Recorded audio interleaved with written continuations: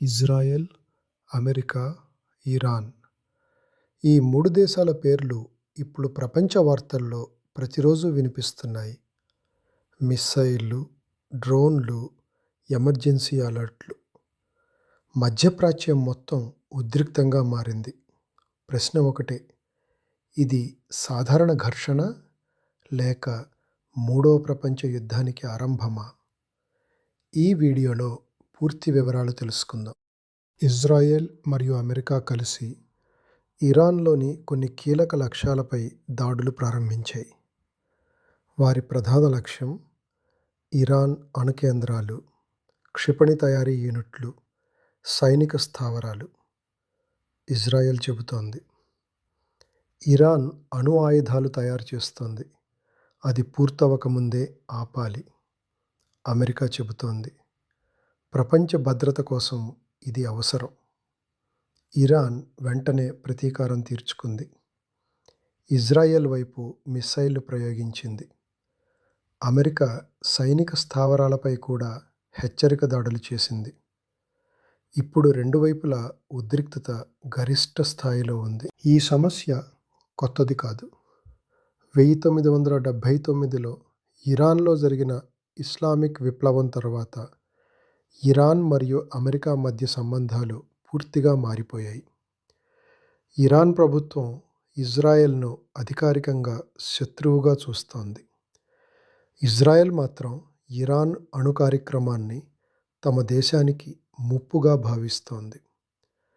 Iran నేరుగా దాడి చేయకపోయినా హెజ్బొల్లా, హమాస్ వంటి సంస్థలకు మద్దతు ఇస్తోందని ఇజ్రాయెల్ ఆరోపిస్తోంది. ఈ ప్రాక్సీ వార్ ఇప్పుడు ప్రత్యక్ష ఘర్షణగా మారింది. ప్రధాన సమస్య ఇరాన్ అణు ప్రోగ్రాం. ఇరాన్ చెబుతోంది, మా అణు కార్యక్రమం విద్యుత్ ఉత్పత్తి కోసం మాత్రమే. అమెరికా మరియు ఇజ్రాయెల్ అనుమానం, ఇది అణుబాంబు తయారీ దిశగా సాగుతోంది. ఒకసారి ఇరాన్ అణు ఆయుధం సంపాదిస్తే మధ్యప్రాచ్యంలో శక్తి సమీకరణ పూర్తిగా మారిపోతుంది.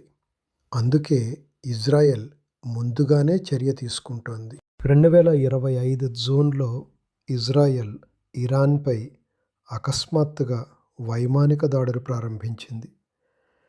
ఈ దాడుల ప్రధాన లక్ష్యం ఇరాన్ అణు కేంద్రాలు మరియు రివల్యూషనరీ గార్డుకు చెందిన సైనిక స్థావరాలు. ఈ దాడుల్లో ఇరాన్కు చెందిన పలువురు ఉన్నత స్థాయి సైనిక అధికారులు మరణించారు. వారిలో ముఖ్యులు Hussein Salami, Islamic revolutionary guard corps (IRGC) commander in chief Mohammad Bagheri, Iran సాయుధ దళాల ప్రధాన సైనిక అధికారి ఘోలం రేజా మెహ్రాబీ, IRGC ఇంటెలిజెన్స్ విభాగానికి చెందిన సీనియర్ అధికారి మెహ్దీ రబ్బానీ, కీలక సైనిక ప్రణాళికా విభాగంతో సంబంధం ఉన్న అధికారి. ఈ ఘటనలు ఇరాన్కు భారీ దెబ్బగా మారాయి. ఎందుకంటే ఈ అధికారులు దేశ భద్రతా వ్యవస్థలో అత్యంత కీలక పాత్ర పోషించారు. దీనికి ప్రతీకారంగా ఇరాన్ కూడా మిస్సైళ్లు ప్రయోగించింది. ఇజ్రాయెల్ సరిహద్దుల్లో ఉద్రిక్తత పెరిగింది. ఈ యుద్ధం మొత్తం 12 రోజుల పాటు కొనసాగింది. తరువాత తాత్కాలికంగా కాల్పుల విరమణ ప్రకటించబడింది. కానీ అసలు సమస్య మాత్రం అలాగే మిగిలిపోయింది. 2026 ఫిబ్రవరిలో ఉద్రిక్తత మళ్లీ పెరిగింది. ఇజ్రాయెల్ మరియు అమెరికా కలిసి ఇరాన్లోని వ్యూహాత్మక కేంద్రాలపై భారీ దాడులు చేశాయి. ఈ దాడుల్లో Iran supreme leader Ali Khamenei మరణించాడనే వార్తలు ప్రపంచాన్ని కుదిపేశాయి. 1989 నుంచి ఇరాన్లో అత్యున్నత నాయకత్వాన్ని వహించిన వ్యక్తి ఖమేనీ. ఆయన మరణం అంటే కేవలం ఒక వ్యక్తి మృతి కాదు, ఇది ఇరాన్ రాజకీయ వ్యవస్థలో పెద్ద మార్పుకు సంకేతం. ఆయన లేకుండా దేశంలో నాయకత్వ పోటీ మొదలయ్యే అవకాశం ప్రతీకారం తీసుకోవాలనే ఒత్తిడి పెరగడటం, అంతర్గత అస్థిరత పెరగటం, ఈ పరిస్థితి యుద్ధాన్ని మరింత ప్రమాదకరంగా మార్చే అవకాశం ఉంది. ఈ యుద్ధం కేవలం 3 దేశాల మధ్య కాదు, చమురు ధరలు పెరుగుతున్నాయి, మధ్యప్రాచ్యం ద్వారా ప్రపంచానికి వెళ్ళే చమురు సరఫరా ప్రమాదంలో ఉంది, గల్ఫ్ దేశాలు అలర్ట్లో ఉన్నాయి, యూరప్ దేశాలు శాంతి కోరుతున్నాయి, యునైటెడ్ నేషన్స్ అత్యవసర సమావేశాలు నిర్వహిస్తోంది. ఒకవేళ యుద్ధం విస్తరితే లెబనాన్, సిరియా, యెమెన్ వంటి దేశాలు కూడా లాగబడే అవకాశం ఉంది. అప్పుడు ఇది ప్రాంతీయ యుద్ధం కాదు, అంతర్జాతీయ యుద్ధంగా మారుతుంది. ప్రస్తుతం పరిస్థితి తీవ్రమే, కానీ 2 దేశాలు కూడా పూర్తి స్థాయి యుద్ధానికి వెళ్ళడానికి ఇంకా జాగ్రత్త పడుతున్నాయి. ఎందుకంటే అణుయుద్ధం జరిగితే నష్టం అందరికీ.